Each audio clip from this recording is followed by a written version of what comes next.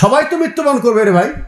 হ্যাঁ, সর্বোচ্চ আপনি 3 দিন পর্যন্ত শোক মানাতে পারেন। একমাত্র স্ত্রী স্বামী মারা গেলে 4 মাস 10 দিন ব্যাস।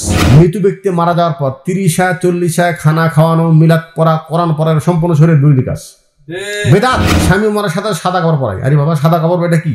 এত হিন্দুয়ানা প্রথা। এবং তার নিজের গালে নিজে থাপ্পড় মারে, ফালাই সামিন না, সে আমার দলের অন্তর্ভুক্ত নয়। এগুলি সম্পন্ন হলো জাহেলিয়াত।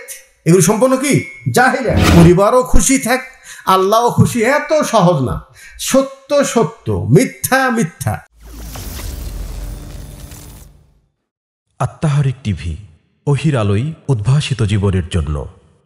একটা মানুষ মারা গেলে সে যত বড় ব্যক্তি হোক, কতদিন পর্যন্ত আপনি শোক মানাতে পারবেন? আর শরীয়তের শোক মানানোর নিয়ম কি? আর শরীয়তে শোক মানাতে যে কি কি করতে নিষেধ করেছেন, এই বিষয়ে জনসাধারণ কিছু জানে না। এক সময় ঢাকায় শুধু বিহারিরা মহরমের 10 তারিখে লাঠি খেলতো, না হয় এরা মাতম করতো, তাজিয়া বের করতো। এখন কিন্তু শুধু বিহারি না, বহু বাঙালি, হাজার হাজার বাঙালি, শুধু ঢাকা না, সারা বাংলাদেশে এই শিয়া আকীদার বাহ্যিক এই কর্মকাণ্ডগুলি দেখে প্রভাবিত হয়ে, আরে তাই তো হুসাইন রাদিয়াল্লাহু তাআলা, হ্যাঁ, এত বড়, হ্যাঁ, জালিলুল কদর রসুলের নাতি, হ্যাঁ, তাকে শহীদ করা হয়েছে। ইয়াজিদকে তারা অভিশাপ দিচ্ছে, কাফের বলতেছে, জাহান্নামী বলতেছে, এবং এই দিকে তারা কালো কাপড় পরে, হ্যাঁ, মিছিল বের করতেছে, তারা শোক পালন করতেছে, মহব্বত প্রকাশ করতেছে। এগুলি সাধারণ মানুষ দেখে মনে হচ্ছে, ওরে বাপরে, এরাই তো প্রকৃত মুসলমান, এরা তো প্রকৃত কি মুসলমান। এখন আমি সংক্ষিপ্ত আকারে তাদের এই কর্ম যারা করে, এটা ইসলামকে সাপোর্ট করে। শোনেন, ইসলামের বিধান হলেই যখন দুনিয়া থেকে কোনো ব্যক্তি মারা যাবে, আজীবন তার জন্য কানবেন, এটা শরীয়তের বিধান না। সবাই তো মৃত্যুবরণ করবে রে ভাই। হ্যাঁ, সর্বোচ্চ আপনি 3 দিন পর্যন্ত শোক মানাতে পারেন। শোক মানানো মানে কি জানেন? আপনজন মারা গেলে চোখ দিয়ে পানি পড়বে না, মনে কষ্ট দুঃখ হবে না? জি, মনে কষ্ট দুঃখ হবে, কাঁদবে, এটা কোনো শরীয়তে সমস্যা নেই। এবং যার বাড়িতে ঘটনা ঘটেছে, যার আপনজন মারা গেছে, প্রতিবেশী তাকে যে সান্ত্বনা দিবে, ধৈর্য ধারণ করার তাকে তালকিন করবে, এবং দুঃখের সময় তার বাড়িতে খানা পৌঁছাবে, যেন তারা কষ্টের সাথে একটু ভাগাভাগি করবে। এটা হলো শোক। এটা কি কতদিন পর্যন্ত চলবে? এটা 3 দিন। একমাত্র স্ত্রী স্বামী মারা গেলে 4 মাস 10 দিন ব্যাস। কথা বুঝে আসলো? আচ্ছা। এবং রাসূল সাল্লাল্লাহু আলাইহি ওয়াসাল্লাম বলছেন, আইয়ামে জাহেলিয়াত, জাহেলিয়াতের যুগের মানুষরা শোক কিভাবে মানাতো জানেন? শোক মানাতো চিল্লায় চিল্লায় কেঁদে, মানে আওয়াজ করে কাঁদতো, কথা বলে বলে কাঁদতো। আর কি করতো ভালো করে আমাদের দেখেন, নিজের চুল নিজে ছিঁড়ত, নিজের গালে নিজে থাপ্পড় মারতো, নিজের কাপড় নিজে ছিঁড়ে ফেল দিত। এই কর্মগুলি এখনো হয় কি হয় না? হয় না?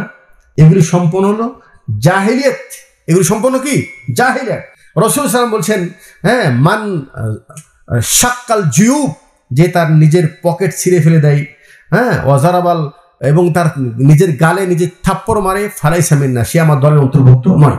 রাসূল বলছেন, কোনো মৃত ব্যক্তির জন্য শোক মানাতে যে তার ওয়ারিসরা যদি এগুলি কোনো কর্ম করে, চিল্লায়, আমাদের দেশে অধিকাংশ মানুষ, মহিলারা চিল্লা চিল্লা কাঁদে, কথা বলে বলে কাঁদে। ভালো করে বোঝেন, আপনিও আপনার পরিবারকে ওসিয়ত করে দেন তারা যেন এইগুলি কর্মকাণ্ড না করে। নাউজুবিল্লাহ, আমার দেশে মহিলাদেরকে স্বামী মারা সাথে সাদা কাপড় পরায়। আরে বাবা, সাদা কাপড় এটা কি?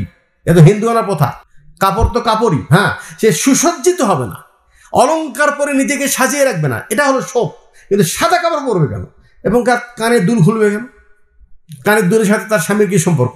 স্বামী মারা যাওয়ার সাথে সাথে কানের দুল, নাকের দুল সবকিছু খুলে ফেলে দেয়। এগুলো সম্পূর্ণ জাহিলিয়াত। সম্পূর্ণ কি? জাহিলিয়াত।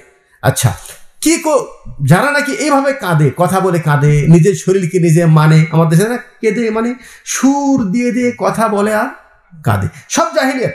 রাসূল বলছেন, ইন্নাল মাইয়াত ইউআযাবু বিবুকাই আহলিহি, তার পরিবার, তার ওয়ারিসগণ যদি এইভাবে মৃত ব্যক্তির জন্য মাতম করে, নিজের গায়ে নিজে থাপ্পড় মারতেছে, কাপড় ছিঁড়তেছে, চিল্লায় কাঁদতেছে, এর কারণে মৃত ব্যক্তিকে শাস্তি দেওয়া হয়। নাউজুবিল্লাহ। কথা বুঝলেন না আপনি? কাঁদতেছে পরিবারের লোক, শাস্তি মৃত ব্যক্তিকে কেন দিবে? এই জন্য দেবে, ওই মৃত ব্যক্তির উচিত ছিল মৃত্যুর পূর্বে তার ওয়ারিসদেরকে বুঝিয়ে যাওয়া যে এই কর্মগুলি জাহেলিয়াতের কর্ম, এগুলি কর্ম যেন তোমরা না করো। আমি কথা বুঝাতে পারলাম? আপনি যদি পরিবারকে বুঝাই দিতে পারেন, এরপরও যদি পরিবার করে, তাহলে আপনার কোনো সমস্যা নেই। আর যদি না বুঝাবেন, এর সাথে সাথে আমি আবার আরেকটা কথা বলে দিচ্ছি, মৃত ব্যক্তি মারা যাওয়ার পর 30 40 খানা খাওয়ানো, মিলাদ পড়া, কোরআন পড়ার সম্পূর্ণ শরীরের বিরোধী কাজ, বেদাত। এটা আপনি জানার পরে আপনাকে জানা জরুরি। আল্লাহ রসুল যেটা করেন আপনি কেন করবেন, এটা বেদাত। এটা কি বেদাত? এটা জানার পর যদি তার পরিবারকে কেউ না বুঝায়, একটু ভালো করে শোনেন, আপনার আব্বাকে বুঝান, ভাইকে বুঝান, মাকে বুঝান, আমি যদি আগে মারা যাই আমার পক্ষে মিলাদ চলবে না, কোরআন খতম চলবে না, কোনো 30-40 চলবে না, এগুলো সব বেদাত। নিষেধ করার পরে যদি তারা করে তাহলে এদিকে খেয়াল করেন, নিষেধ করার পরও যদি করে তাহলে আপনার কোনো দোষ নেই।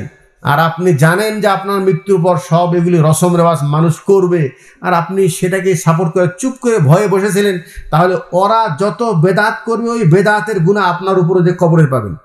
কোনটা করবেন এখন চিন্তা করে দেখি, এত সহজ না। হ্যাঁ, যে এরাও ঠিকঠাক, পরিবারও খুশি থাক, আল্লাহও খুশি, এত সহজ না।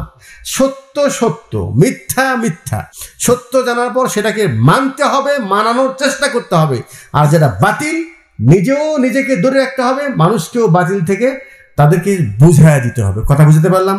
আল্লাহ বলছেন ইন্নাল মাইয়াত ইউআযাবু বিবুকাই আহলিহি, তার পরিবারের সদস্য যদি এইভাবে মাতম করে তাহলে তার কারণে তার পরিবারের মাইয়াতকে কি দেওয়া হয়? শাস্তি দেওয়া হয়।